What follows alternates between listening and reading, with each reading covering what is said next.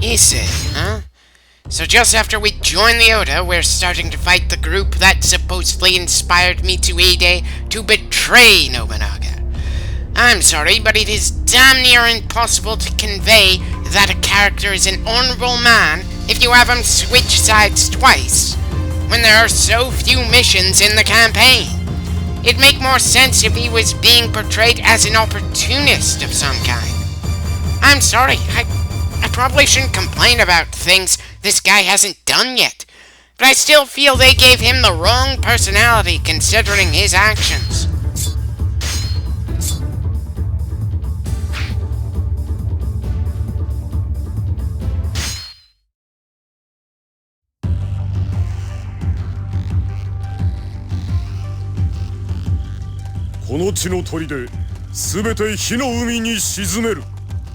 Historically speaking, this made sense because the warrior monks he was fighting against were extremely difficult and annoying to kick out of any piece of ground, and Nobunaga had been clashing with them for years.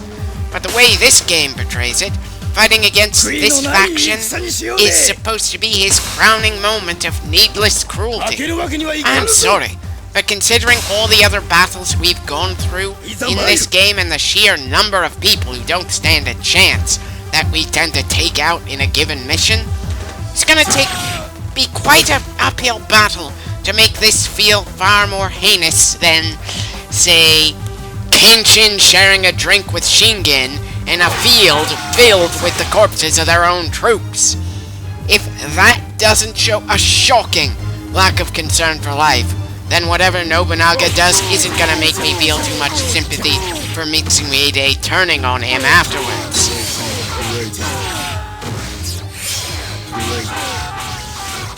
Apparently the Eco aren't going to get too many named warriors here.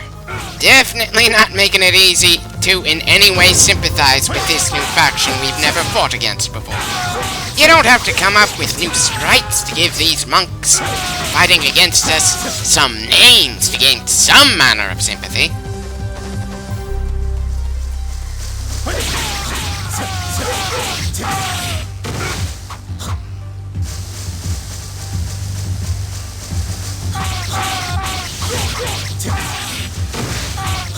Right. Apparently it was too much to ask that we'd be able to just run close to the middle in order to reach any of the other 3 spots in a hurry. Guess we're gonna go the long way around to get to the fortress on the eastern flank. Though the fact that our forces are supposed to be struggling in any way that has against a faction that has absurdly few named characters at all is not doing Nobunaga's credibility any favors. This should be around the point in his career when he feels both his most ruthless and his most dominant. The entire conflict between him and the Eco monks and their associated mercenaries was him just cleaning house because he was sick of these people constantly giving him trouble while he was trying to do other things. Hell, this is supposed to be a curb stomp in our favor. Why wasn't this the first mission of the campaign instead of the battle for Inabayama Castle?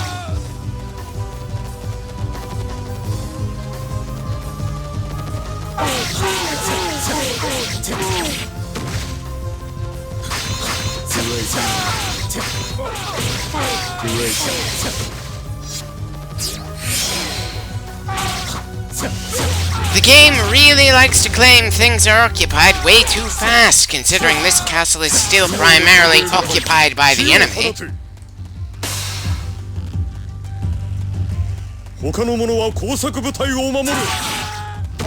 Don't worry, my lord, I'll get to that as soon as I make sure the cannon unit feels reasonably secure.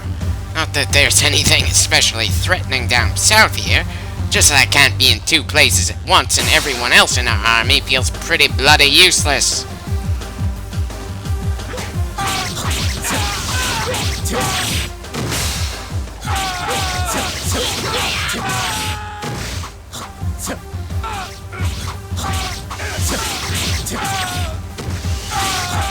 No officers, no monk is part of the force trying to stop our cannons. This is just insulting. Hell, I'm going after the pilgrim in the southern fortress, if only because I want some sense of fighting in this poor excuse of a battle.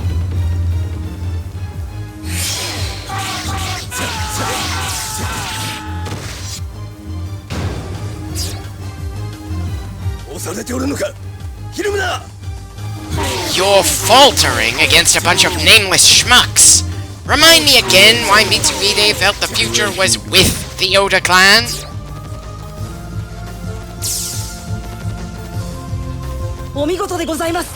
Definitely says something that I don't give a damn when anyone gets 50 kills in a battle. Of course, it also possibly says something that our main character is having doubts about fighting for his lord as we slaughter this pilgrim army, while I myself just plain don't give a damn.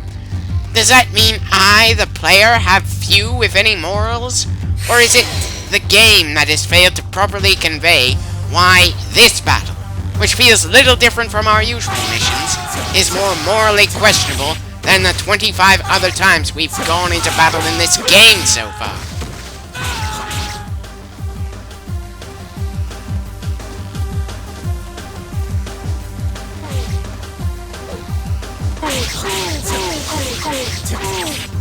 And that does it. The last of the pilgrim leaders outside their main fort is gone.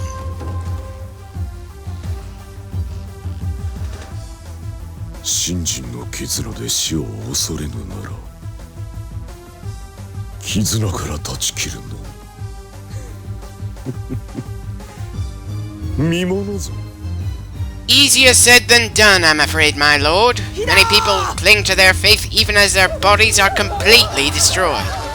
Though apparently these guys aren't the especially brave sort of faithful. So maybe it'll work.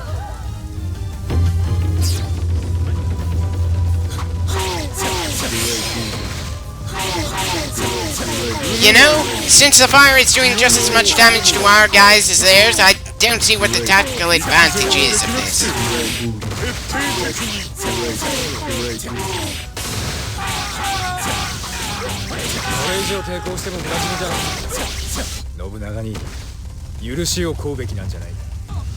And just what are you willing to give in reparations for the years of trouble the Eco monks have given the Oda?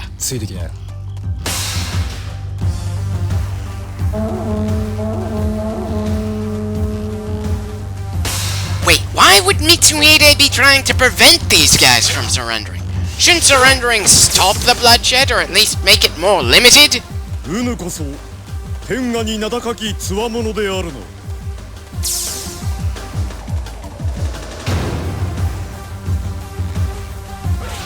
Great!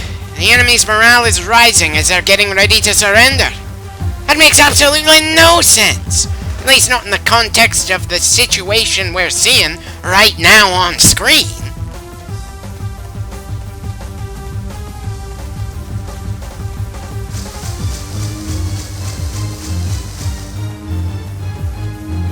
You know, Mitsuhide feels he needs to keep a constant hand on his sheath. I'm a little curious why it's never used in any of his attack animations.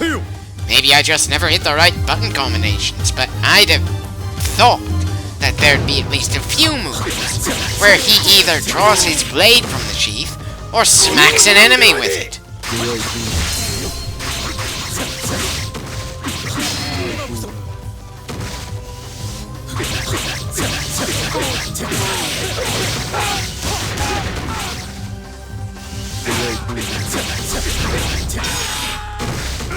Kinda disappointed Shoke didn't even look vaguely religious.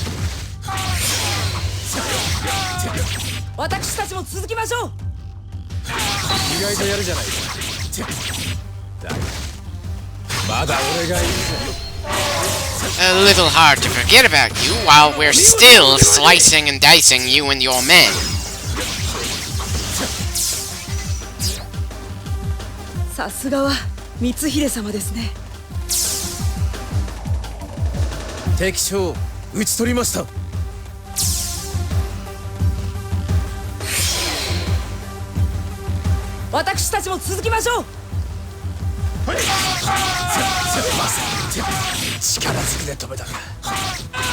I'm sorry, I wasn't aware what we were doing could be construed as beating the sense into someone. I thought we were trying to kill you.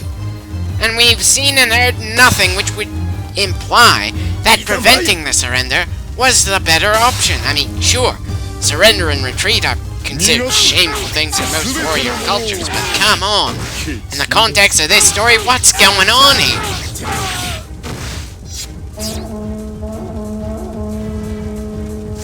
What?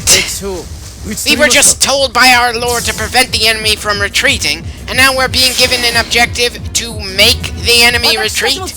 I'm sorry, but it feels like there's a significant disconnect here, and I'm not sure how much of that is due to the historical context that a Japanese audience would know much better about, and how much is just the game designers having something in mind but not knowing how to actually pull it off.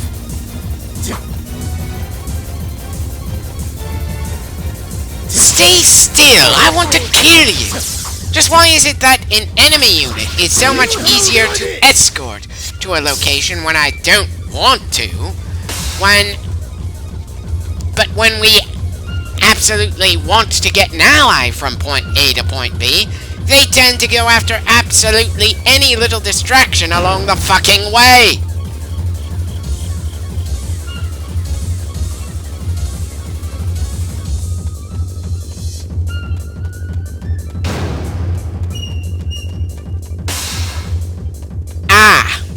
So apparently our forces can slaughter the enemy officers when the objective, for some absurd reason, wants us to save those enemy officers. Yet for some reason our troops are sending messages that they are struggling. Who the hell thought up of this mission?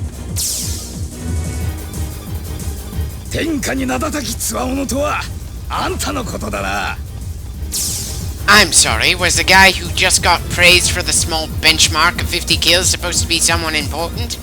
I know we see the name multiple times throughout the series, but I've yet to find anything that gives me any real details about the guy, aside from the fact that he fought for Nobunaga and then Hideyoshi afterwards. He's just important enough to be remembered, but not enough to have made any significant impact in the conflict as a whole.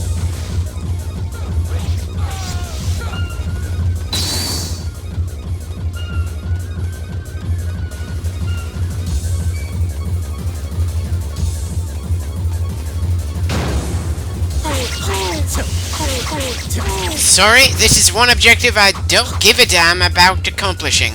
These are enemy officers, and I see no reason to not kill them. Sorry, Keiji, he doesn't have enough skill to make the enemy try to run away from him the instant they see him.